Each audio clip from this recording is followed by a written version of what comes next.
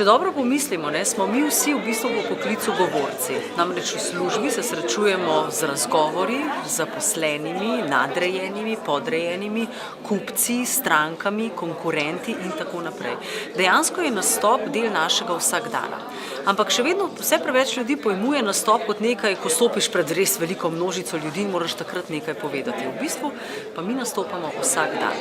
Z učenjem veščin javnega nastopanja dobivamo kompetence, kako pravilno držati svojo držo, kako komunicirati z neverbalno komunikacijo, kaj delati z rokami, kako razmišljati med nastopom, pred nastopom, kako se pripraviti, kako upravljati s tremo in kako v bistvu na nek način sami sebe postaviti v pravo stanje duha oziroma se pravilno psihično pripraviti za kakršnokoli komunikacijo.